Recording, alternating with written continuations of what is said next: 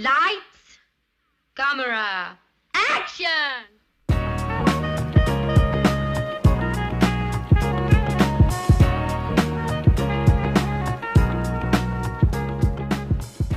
So far on this channel we've looked at specific films and specific genres for analysis, but we haven't really ventured into the history of cinema. So what better place to start than arguably the most important few years in film culture? If you haven't guessed what I'm talking about the era of the French New Wave.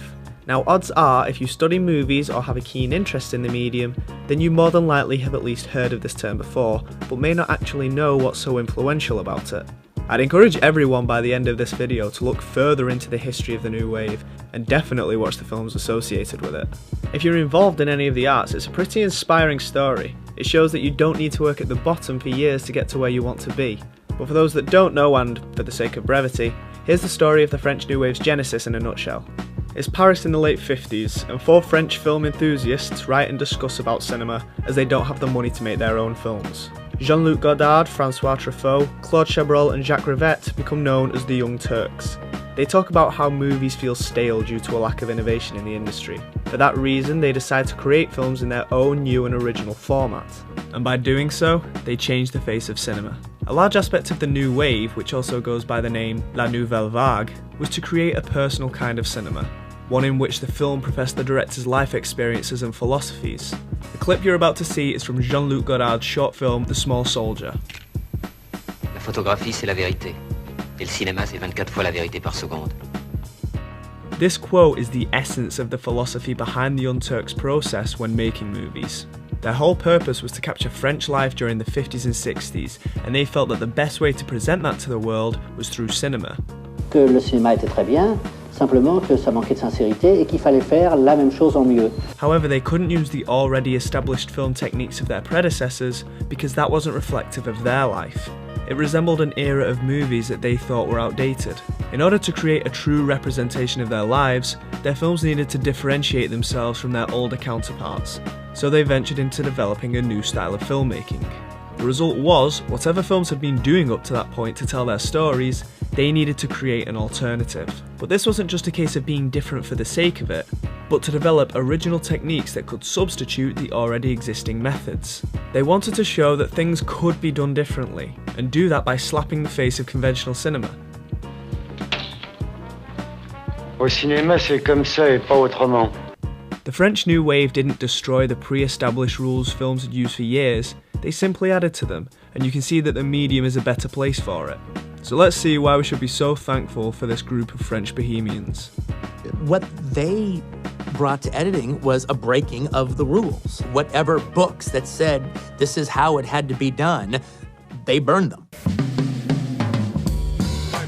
The first thing you're likely to notice about a French New Wave film is its editing.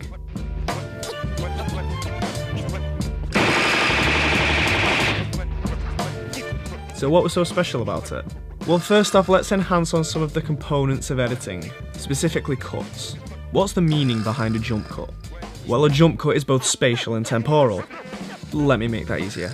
A jump cut is used to show the difference in both the space and time between two shots. And we can separate jump cuts into two distinct functionalities. To match two shots. He's gonna drive and turn you and... Or to mismatch two shots.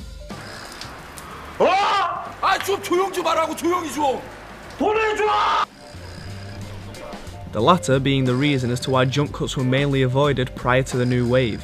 Editing's purpose back then was to maintain continuity in scenes and keep things flowing at a very specific pace.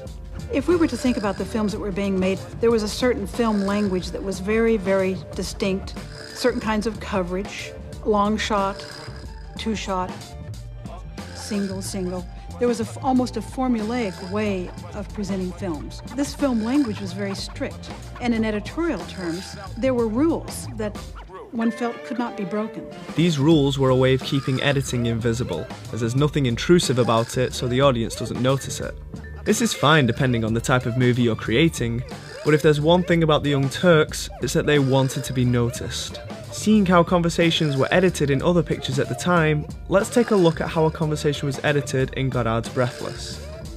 J'aime une fille qui a une très jolie nuque, de très jolis seins une très jolie voix, de très jolies poignets, un très joli front, de très jolis genoux. No master shot, no reaction shot, no over the shoulder, and flooded with discontinuous editing. When you edit a conversation scene with jump cuts, what you do is contrast two pieces of footage instead of complement. The result? The audience becomes more conscious that they're watching a movie. Je lui donne rendez-vous, on déjeune ensemble. Je voulais lui dire, voilà, on est bons amis, je trouve qu'on devrait coucher ensemble. Pourquoi, comme ça? Et je ne sais pas. As we established, the New Wave was about representing the spirit of their era by using new techniques to create a new style of filmmaking. That style was to make the audience aware that they were watching a film. It demystified audiences at the time as it didn't follow Hollywood's editing etiquette. Où tu vas maintenant? Au New York Herald. Tournez pas la tête, regardez devant vous. Quoi ça sert d'écrire des articles? But by doing so, they were able to reduce restrictions on the assembly of their movies. They made filmmaking look easy. The term montage is the French term for assembly when editing, and if it wasn't for this style of editing, the modern day montage may not have existed without it. You may be familiar with auteur theory.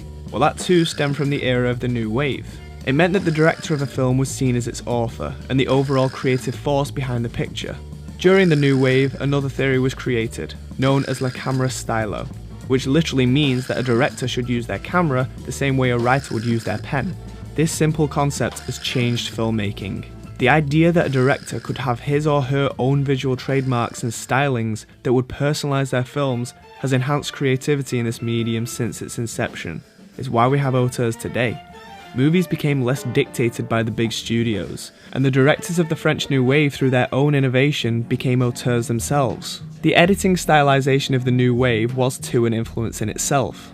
By cutting out moments that the filmmakers felt weren't important to the scene, it sped up the film. Ever since then, movies' paces have increased significantly. These filmmakers understood the grammar of films so well that they realised that the audience doesn't have to be shown everything. An example of this was not just their editing of individual scenes, but transitional editing too. In most older movies, you would move from one location to another through a dissolve, and then you'd have to watch your character walk to wherever it is they were going. This isn't necessary. So what was the New Wave's alternative? Oh là là, Michel. Just cut to it. This comprehension of film language contributed to the golden rule of show don't tell, because they realised that not only do you not need to tell, but sometimes you don't even need to show. But if you do need to introduce a setting, you don't need to spend an entire scene showing off the surroundings. Francois Truffaut would simply pan towards a setting if it was in the same area. That way you have the transition and establishing shot all in one take. Which brings us to the second most noticeable aspect of the New Wave, camera movement. Now, handheld cameras weren't used exclusively by the directors of the Nouvelle Vague, but the concept of an unencumbered camera was still in its infancy. So in order to differentiate themselves from what they deemed archaic cinema once more, they experimented with moving the camera as opposed to leaving it static. Truffaut liked to pan and move quickly during a scene. Godard typically tracked from a low angle in front of his characters. Agnes Varda tracked slowly through her settings almost like a POV shot.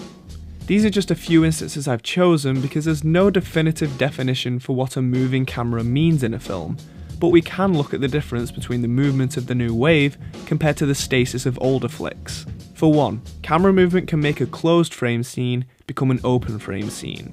This changes your movie's tone, as the film's environment feels less encapsulated to what's just in the frame. It's like when we see an actor look or interact with a subject off screen. We subconsciously assume that there is a world outside of what we see, but I'm sure I've spoken about this technique before. Pick any scene in any New Wave film and you're more than likely to see the camera do something unconventional. Two people talking, camera moves. Someone entering a scene, camera moves.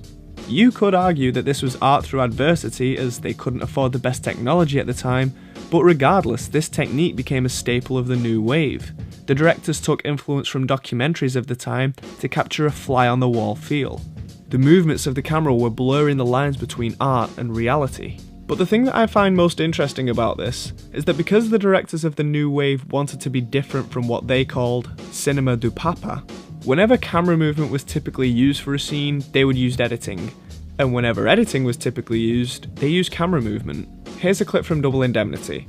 A woman is hiding from a man and the tension is displayed through editing. And brother, the things they would squeeze out. And we haven't got a single thing to go on, Keys. Oh, not too much. Just 26 years experience, all the percentage there is, and this hunk of concrete in my stomach. But now here's another scene from Breathless.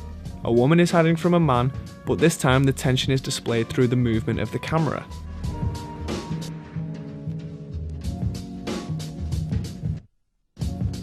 An alternative. They didn't want to be different for the sake of it. They wanted to find new methods that worked in the same way the older techniques did. And if the editing and movement of the camera wasn't enough to change the style of films forever, the other thing the New Wave was famous for was its unorthodox in-your-face approach. But once more, all they were really doing were finding new ways to convey the same message. For example, you need to show something important to the audience. So what's the best way to do that? Most people would probably say a close-up, and yeah, that's fine. But remember, that's not the style of the Nouvelle Vague. They didn't want to immerse you in a realistic sense. Their techniques were very playful. Une seconde. So instead of a close-up, how about altering the frame itself? This still gives us the same function as a close-up, as the camera is drawing our attention to a specific point in the scene. Playing with the frame and developing alternate techniques has been essential in newer auteurs enhancing their own styles. By using this technique, you can go from a close-up to a wider angle, without cutting or even moving the camera, all while maintaining the essence of that self-aware style. They even broke their own newly established rules of editing. Instead of using montages, which their films used extensively, show multiple shots of the same scene at once in the frame. Another famous technique to show emphasis was to use freeze frames. Again, this could have been done with a close-up or perhaps a slow zoom to enhance the subject to the scene, but instead they took a snapshot of the moment. I find this technique more dramatic because it's almost as though it immortalizes a moment in time. If cinema is truth 24 times a second, it makes you wonder, what was so spectacular about that one truth? With all these techniques, you're still conveying various pieces of information to the viewer, but doing so by altering the perceptions of what you're allowed to do with cinema. These directors were still breaking the fourth wall, which by the way was another technique that they enjoyed using. If you're still skeptical as to whether the Nouvelle Vague intentionally toyed with the audience's expectations, just look at how many times their movies directly acknowledge them. Régalera. Voyez, elle pense qu'à rigoler. À qui tu parles? Spectateur. The Nouvelle Vague wanted to have the audience tested as to what could be a movie and how they could push the boundaries of storytelling, not just with their techniques, but with their content too. Many of the films would often feature non-sequiturs because they could. It added to the free-spirited nature they aimed for. For 30 to 40 years, cinema had been dominated by rules of continuity and rules of matching and establishing shots, which had produced completely seamless cinema. People broke those rules. So what can we learn from the directors in the films of the French New Wave? Well, the best way to see their influence is to just watch the films. They're so ahead of their time, it's not difficult to see. You don't think the editing is that spectacular? Tell that to Scorsese. The idea of the director as an author and the film as their novel wasn't a unique perspective? Tell that to Tarantino. And camera movement was just a basic technique? Tell that to Emmanuel Lubezki.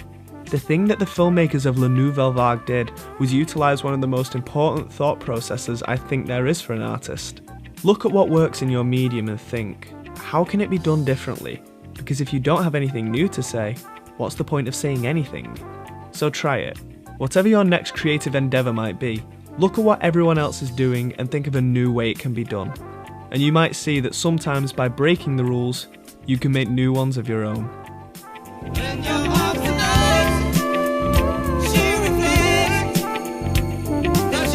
La photographie, c'est la vérité. Et le cinéma, c'est 24 fois la vérité par seconde. Hello there, Joe, what do you know? I'm ready to go. Hang up the chapeau so we don't ruin it, doing it. The lights are low, do-de-o-do. I'm ready to go.